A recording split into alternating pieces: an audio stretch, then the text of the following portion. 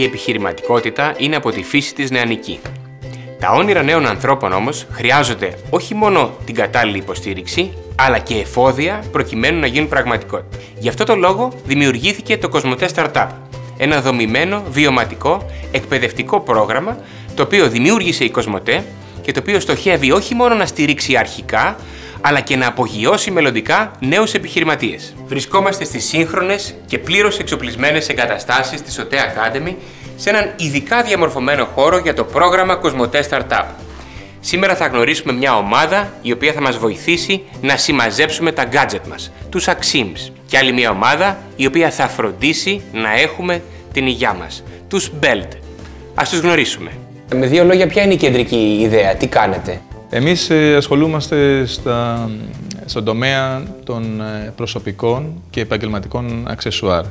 Έχετε κάποιο παράδειγμα από ένα αξεσουάρ που μπορούμε να δούμε?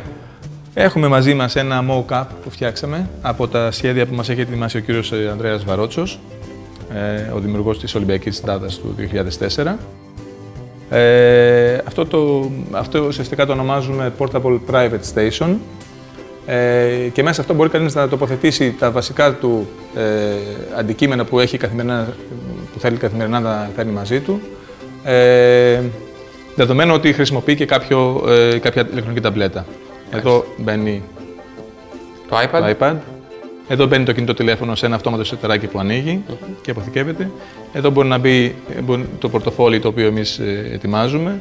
Και στη θέση αυτή, που υπάρχει χώρος ο οποίος αυτή τη στιγμή δεν φαίνεται, θα μπορούν να μπουν τα κλειδιά, τα ακουστικά, και έτσι δεν θα έχουμε τίποτα επάνω μας, όλα θα μπαίνουν σε αυτή τη θήκη. Πώς έχετε ωφεληθεί από το πρόγραμμα? Θα έλεγα παντιοτρόπως, διότι αφενός τα μαθήματα που γίνονται προσθέτουν γνώσεις στο πώς θα μπορέσεις να συνθέσεις ουσιαστικά μια επιχείρηση για να βοηθήσεις τον εαυτό σου στο εγχείρημα αυτό. Ειδικά λόγω του γεγονότος ότι οι γνώσεις μας προσφέρουν είναι εμπειρικές, δηλαδή είναι άνθρωποι οι οποίοι έχουν μεγάλη τριβή με το χώρο της διοίκησης των επιχειρήσεων, επομένως είναι μια μεγάλη στήριξη για μας. Λεγόμαστε Belt τώρα. Belt. Αυτά είναι αρχικά, φαντάζομαι, σωστά? Ναι, είναι αρχικά του Bioelectric Diagnostics. Οι Belt, λοιπόν, τι κάνουν, ποια είναι η κεντρική ιδέα? Λοιπόν, εμείς αναπτύσσουμε μια φορητή συσκευή η οποία θα εκμεταλλεύεται τους βιοαισθητήρες Μπέρα και τα πλεονεκτήματά τους για να κάνουμε ανιχνεύσεις ουσιών με πολύ χαμηλό κόστος. Επομένως, αυτή η μέθοδος σε ποιους απευθύνεται? Εμείς αρχικά αυτή η μέθοδος απευθύνεται σε αναλυτικά εργαστήρια, τα οποία ήδη επιτελούν αυτούς τους ελέγχους, και έχουμε σαν όραμα στο μέλλον να δώσουμε και τη δυνατότητα σε κάθε σπίτι, στον κάθε καταναλωτή, να ελέγχει από μόνος του τις ουσίες οι οποίες τον ενδιαφέρουν. Επομένως, το πρόγραμμα Κοσμοτέ Startup πώς σας έχει βοηθήσει να εξελίξετε την ιδέα σας? Η ιδέα μας από τη μέρα που ήρθαμε έχει εξελιχθεί αρκετά, έχει βελτιωθεί, και είπατε και συζητήσει με τους coaches και από τα μαθήματα έχουμε πάρει κάποιες ιδέες.